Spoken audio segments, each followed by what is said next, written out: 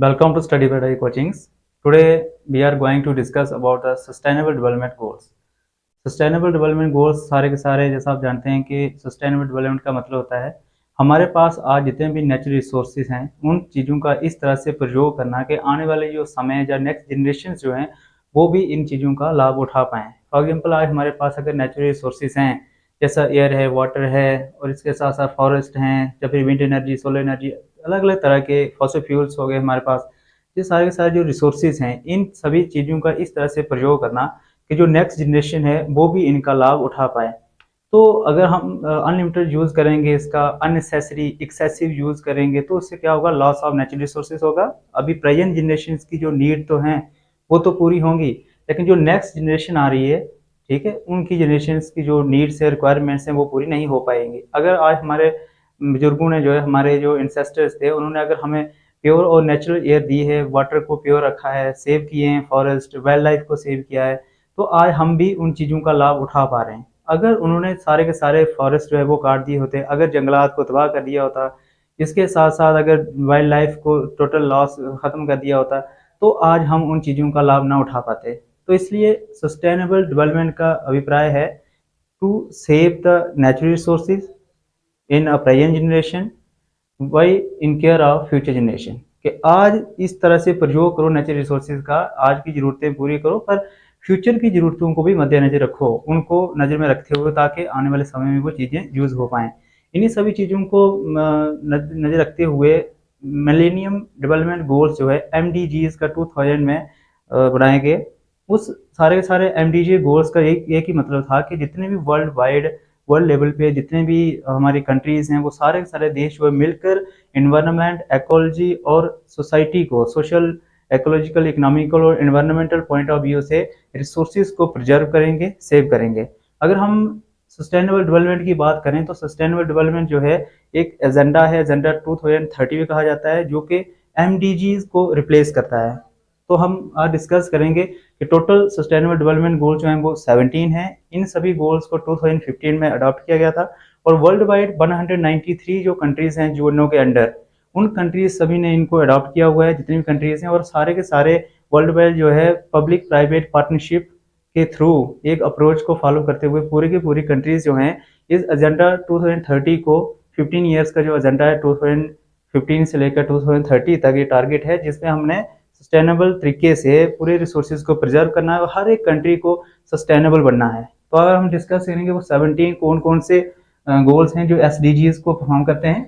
तो इसमें सबसे पहले अगर हम बात करें सस्टेनेबल डेवलपमेंट गोल्स टोटल जो हैं ये 17 है। अगर हम पहले फर्स्ट गोल की बात करें कि हम सस्टेनेबल तरीके से कौन सा गोल जो है वो अचीव करना चाहते हैं, तो फर्स्ट गोल है नो पॉवर्टी, यानी कि इरेडिकेशन ऑफ पॉवर्टी। हम गरीबी को, गुर्बत को जो है पूरी तरह से वर्ल्ड वाइड पूरी दुनिया से समाप्त करना चाहते हैं, फर्स्ट गोल है। अभी जैसे पॉवर्टी इंडेक्स आते हैं, रिपोर्ट्स आती हैं, वो सारे के सारे सस्टेनेबल डेवलपमेंट गोल्स के ऊपर आती हैं। हम नेक्स्ट लेक्चर में जितने भी इंडेक्सेस हैं, चाहे वो सोशल पॉइंट ऑफ व्यू से हैं, इकोनॉमिकल हैं या फिर कल्चरल हैं, सभी इंडेक्सेस को भी हम डिस्कस करेंगे, स्पेशली जो कि इन्हीं के बेसिस पे होते हैं। हर एक कंट्री में कितना पॉवर्टी लेवल है, गुर्बत की स्तर से वो नीचे हैं, कितने लोग हंगर इंडेक्स में आते हैं, तो सारे सारे इंडेक्सेस जो है वो इन्हीं के बेसिस पे रिपोर्ट्स तैयार करी जाती हैं कंट्रीज में वर्ल्ड वाइड, UNDP और दूसरे अलग अलग ऑर्गेनाइजेशंस के द्वारा। तो सस्टेनेबल डेवलपमेंट गोल्स हम बात करें तो नो पॉवर्टी फर्स्ट गोल है, पूरी दुनिया से जो है वर्ल्ड वाइड पूरे विश्व से जो है गरीबी को समाप्त करना, खत्म करना। सेकंड गोल की अगर हम बात करें तो ये है जीरो हंगर। जीरो हंगर जो है ये सेकंड गोल है, यानी कि जितने भी लोग हैं औसतन, जितने भी प्रति डे या प्रति ईयर जो है मंथली हर कंट्री में एक हंगर रेशियो रहती है, जिसमें कितने लोग जो हैं वो पर डे के भूखे सोते हैं, बगैर खाना खाए, बगैर उनको बेसिक जो फूड है वो मिले, कितने ज़्यादा लोग सो जाते हैं। तो इसका कंट्री का कोई भी देश में, किसी भी वर्ल्ड वाइड कोई, हर एक कंट्री अपने पॉइंट ऑफ व्यू से जो ध्यान रखेगी तो कोई भी लोग जो है वो आदमी जो है, व्यक्ति, बच्चा, बूढ़ा, कोई भी भूखा नहीं सोएगा। तो ये जीरो हंगर का एक ही एम है कि विश्व में पूरे वर्ल्ड वाइड भूखमरी को जो है वो समाप्त करना।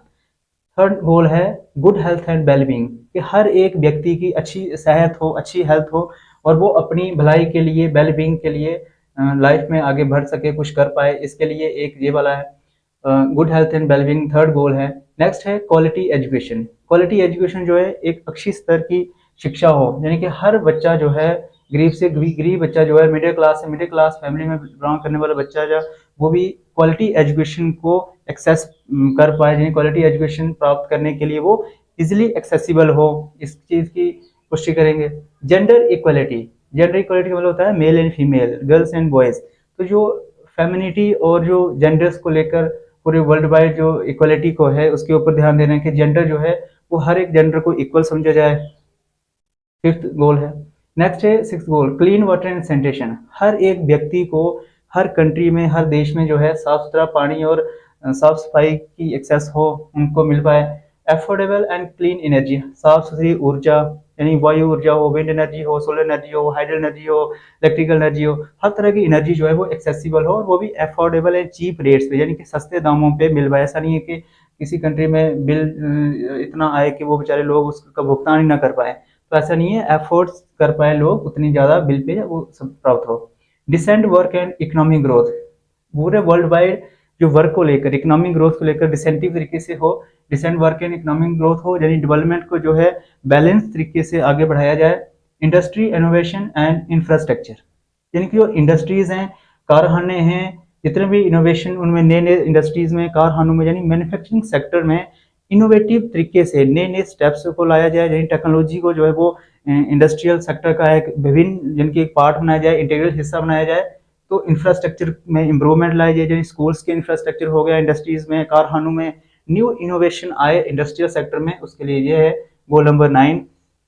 अगर हम बात करें goal number 10, sustainable development goal जो 10 है वो है reduced inequalities of all types, यानी कि हर प्रकार की जो इनइक्वालिटीज है, ना बराबरी है, यानी कि हम असमानता को बिल्कुल ही खत्म कर डालें। तो इनइक्वालिटीज चाहे वो कास्ट बेस्ड इनइक्वालिटीज हों, जेंडर बेस्ड इनइक्वालिटीज हों, रिलीजियस बेस्ड इनइक्वालिटीज हों, रीजनल बेस्ड हों, लैंग्विस्टिक बेसिस पे हों, किसी भी कलर को लेकर हो, किसी भी रिच एंड पुअर स्टैंडर्ड को, स्टेटस को लेकर हो, उन हर प्रकार की इनइक्वालिटीज को सोसाइटी से समाप्त करना है। ये एसडीजीज का 10th गोल है, जो कि ये सोशल गोल में आता है। इसके साथ साथ हम 11th की बात करें तो सस्टेनेबल सिटीज एंड कम्युनिटी, यानी कि कम्युनिटी जो है वो सस्टेनेबल होनी चाहिए, सिटीज जो हैं वो सस्टेनेबल हो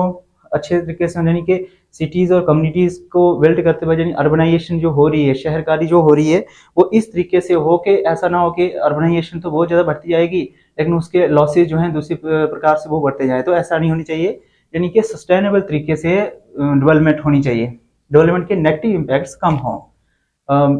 यानी माइग्रेशन और इमिग्रेशन को भी ध्यान में रखा जाए। नेक्स्ट है responsible consumption and production. SDG number 12 पे जो गोल है वो है रिस्पॉन्सिबल कंज्यूमशन एंड प्रोडक्शन, यानी कि प्रोडक्शन और कंज्यूमशन, यानी कि कौन देश कितना ज़्यादा प्रोड्यूस कर रहा है, वो प्रोडक्शन सेक्टर में कैसा है, और उस देश की कंज्यूमशन कितनी है। अगर हम इंडिया की बात करें तो भारत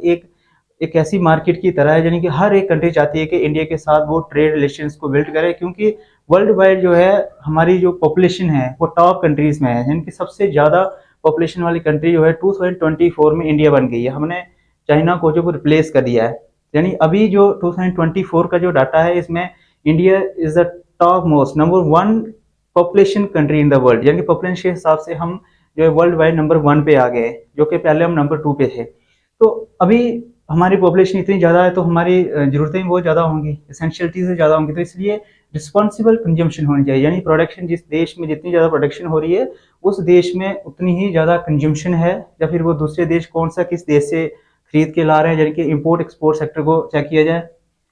नंबर 13 पे आता है make climate action and safety, यानी कि क्लाइमेट चेंज जो है, ग्लोबल वार्मिंग हो गया, क्लाइमेट चेंज हो गया, तो इस क्लाइमेट को प्रोटेक्ट करने के लिए आज आपने देखा जब बारिशें होती नहीं तो बहुत देरों तक नहीं होती हैं, जब बारिश होने लगती है या तूफान स्टॉर्म या विंड आने लगती है तो बहुत ज़्यादा तेज आती है। यानी जो क्लाइमेट है, जो हमारा क्लाइमेट है उसमें बैलेंस्ड होना चाहिए, यानी क्लाइमेट को प्रोटेक्ट और प्रिजर्व करने के लिए जैसे UNFCCC, इसके साथ साथ UNDP, Kyoto protocols, global warming को प्रोटेक्ट करने के लिए पेरिस एग्रीमेंट, समिट्स, बहुत सारे एग्रीमेंट्स जो हैं वो अर्थ समिट जैसे एजेंडा 20, तो इस तरह से बहुत सारी जो डेज जो है वो सेलिब्रेट किए जाते हैं क्लाइमेट को चेक करने के लिए। इसके साथ साथ बहुत सारी सेफ्टी मेजर्स भी उठाए गए, तो ये सारे के सारे इसी का पार्ट एंड पार्सल हैं। अगर हम बात करें गोल नंबर 14 की तो ये है लाइफ बिलो वाटर, यानी कि एक्वा कल्चर, फिशरी जो है वाटर के नीचे जिस तरह से भी, जिस प्रकार के भी अलग अलग विभिन्न प्रकार की जो लाइफ पाई जाती है, जीव जंतु पाए जाते हैं, उनकी सेफ्टी और उनकी सुरक्षा के लिए जो है वो कदम उठाए जाए, यानी कि एक्वाकल्चर को बढ़ावा दिया जाए। इसके साथ साथ वाटर के अंदर जितना भी एक्वेटिक लाइफ है उसको प्रिजर्व और प्रोटेक्ट करने के लिए सेफ्टी मेजर्स होंगे, हर कंट्री उठाएगी। Life on land and terrestrial safety, यानी 15 नंबर पे जो सस्टेनेबल डेवलपमेंट गोल है वो ये संतुष्ट करता है कि जितनी भी जमीन पर, जमीनी सतह पर जितनी अलग अलग प्रकार की जो लाइफ पाई जाती है उसको प्रिजर्व किया जाए, चाहे वो प्लांट्स हैं, एनिमल्स हैं, ह्यूमन बींग्स हैं, अलग अलग तरह के विभिन्न प्रकार के माइक्रो ऑर्गेनिजम्स हो गए, इन सबको जो है सेफ्टी की जाए। गोल नंबर 16 है peace, justice and strong institutions, यानी कि वर्ल्ड वाइड जो है जुडिशियल को लेकर, यानी कि जस्टिस को लेकर, पीस को लेकर, पीस को यानी जैसे यूएनओ है, यूनाइटेड नेशन ऑर्गेनाइजेशन, उसका एक ही एम है world wide international peace and security को मेंटेन करना, यानी कि हर व्यक्ति को इजिली जस्टिस एक्सेसिबल हो। तो इसका स्ट्रॉन्ग इंस्टीट्यूशंस बनाए जाएंगे, यानी कि एक ऐसे इदारे, ऐसे इंस्टीट्यूशंस बनाए जाएंगे जो इस खास चीज़ का ध्यान रखेंगे कि किस तरह से जस्टिस प्रोवाइड हुआ या नहीं हुआ। जैसे इंटरनेशनल कोर्ट ऑफ जस्टिस है और पूरे वर्ल्ड वाइड लोगों को देख रही है कि सभी को जस्टिस प्रोवाइड होगा नहीं, कोई भी जज का इंटरनेशनल मुद्दा होगा तो वहाँ दायर कर सकता है। अगर पीस की बात करें, यूएनओ जो है उसके अंदर सिक्योरिटी काउंसिल जो है उसमें उसका मेन एम यही है कि इंटरनेशनल पीस एंड सिक्योरिटी को मेंटेन करना। इसके साथ साथ और भी छोटी छोटी बहुत सारी जो है संस्थाएं बनाई गई हैं जिनका काम है इनको पीस एंड सिक्योरिटी को मेंटेन करना world wide. Next 17th number last गोल आता है पार्टनरशिप फॉर द गोल्स। इन सभी गोल्स को, जितने भी 16 प्लस 17 जितने भी सस्टेनेबल डेवलपमेंट गोल्स हैं, इन सभी को हासिल करने के लिए, प्राप्त करने के लिए, अचीव करने के लिए पब्लिक प्राइवेट पार्टनरशिप होना बहुत ज़्यादा जरूरी है। यानी कि गवर्नमेंट तो स्टेप उठा रही है, अगर पब्लिक जो है उसका साथ नहीं देगी, गवर्नमेंट का सहयोग नहीं करेंगे, तो पब्लिक के सहयोग के बगैर गवर्नमेंट जो है वो कभी भी इन सभी गोल्स को अचीव करने में कामयाब नहीं हो सकती। तो इसलिए 17th जो गोल है वो PPP है, यानी कि पब्लिक प्राइवेट पार्टनरशिप, यानी कि लोगों का और सरकार का दोनों की मिली जुले सहयोग से जो है ये SDGs जो है जो गोल हम प्राप्त कर सकते हैं। अब हम इसके ओवरव्यू की बात करें, जैसे सस्टेनेबल डेवलपमेंट गोल्स जो हैं, जो पॉइंट ऑफ व्यू से, एग्जामिनेशन पॉइंट ऑफ व्यू से पूछ जाते हैं, तो इसमें की पॉइंट्स हैं to fill gap of public private partnership. जो सस्टेनेबल डेवलपमेंट गोल्स हैं इनके लाने का, इंट्रोड्यूस होने का एक ही एम था, एक ही उद्देश्य था, वो था पब्लिक प्राइवेट पार्टनरशिप, यानी कि लोगों को और सरकार को एक ही प्लेटफॉर्म पे आकर इन गोल्स को, यानी सोशल, इकोनॉमिकल एंड एनवायरमेंटल जो इतने भी इश्यूज हैं उनको सॉल्व करना, सॉर्ट आउट करने के लिए एक इंटीग्रेटिव, एक कोऑपरेटिव और कोऑर्डिनेटिव तरीके से काम करना। एक दूसरा है सस्टेनेबल डेवलपमेंट गोल्स जो हैं ये MDGs का सक्सेसर हैं, यानी कि मिलेनियम डेवलपमेंट गोल्स जो है 2000 में अडॉप्ट किए गए थे। इन्हीं के बाद इनका जो नाम रिप्लेस करके 2015 में जो है वो सस्टेनेबल डेवलपमेंट गोल्स रख दिया गया। स्टार्टिंग में जो है टोटल 8 MDGs थे, यानी कि 8 सस्टेनेबल डेवलपमेंट गोल मान लेते हैं हम, 8 थे, MDGs बोलते थे जिनको, क्योंकि 2000 में अडॉप्ट हुए थे। इनको बाद में जाके 15 ईयर्स का टारगेट रखा 2015 में, और इनको नाम दे दिया एजेंडा 2030 भी कहते हैं। 15 ईयर्स का टारगेट है, जो क्वेश्चन बनते हैं। इसके साथ साथ नॉन एज ग्लोबल गोल्स, इनको हम ग्लोबल गोल्स के नाम से भी जानते हैं, और जो कि 2015 में अडॉप्टेड हुए थे एज SDGs के नाम से, यानी MDGs को SDGs के नाम से 2015 में अडॉप्ट किया गया। और ये अडॉप्शन जो है UNO के द्वारा की गई थी, जो कि global goals, 15 years target, 2030 agenda ये कहा जाता है। और UNO ने इनको एज ए यूनिवर्सल कॉल के तौर पे कि पूरे विश्व को जो आह्वान दिया जा रहा है कि और मिलकर पॉवर्टी और प्लेनेट, अपना जो अर्थ जो प्लेनेट है इसको प्रिजर्व करते हैं, प्रोटेक्ट करते हैं हम, वो इंश्योर ये करते हैं, सबको ये यकीन दिलाते हैं कि 2030 तक जो है हम PPP यानी कि जनता और प्राइवेट गवर्नमेंट के सहयोग से इन सभी गोल्स को प्राप्त भी करेंगे। तो इसमें PP का मतलब था to enjoy people peace and prosperity. जब लोगों का यानी पब्लिक प्राइवेट पार्टनरशिप होगी तो उससे ही PPP फिर से आएगा, पीपल पीस एंड प्रॉस्पेरिटी आएगी। तो इसमें ये है। नेक्स्ट है to transform our global world everywhere and for everyone. ये इसका स्लोगन था कि एवरीवेयर एंड फॉर एवरीवन, के विश्व को इस लायक, रहने लायक बनाना कि अभी जो प्रेजेंट जनरेशन है वो तो इन रिसोर्सेज का अलग अलग तरह का भुगतान कर रही है, लेकिन आने वाली जो फ्यूचर जनरेशन है उसकी भी ध्यान में रखते हुए कि वो भी इन सभी रिसोर्सेज का सेवन कर पाएँ, उनको भी हम सेफ एंड सिक्योर सेफ्टी जो है शुद्ध जो है वो रिसोर्सेज प्रोवाइड मुहैया कर आने वाले समय में भी इसका ध्यान रखा जाए। एक्सप्लिक्ट एंड इम्प्लिक्ट जो टारगेट था एज ऑफ टारगेट 9.1, तो इसको टारगेट 9.1 भी कहा जाता है। अगर हम एरियाज कवर की बात करें तो ये सोशल, इकोनॉमिकल, इकोलॉजिकल, एनवायरमेंट, ये 3 एरियाज को कवर करते हैं एसडीजीज। तो ये था एसडीजीज के ऊपर आज का ओवरव्यू।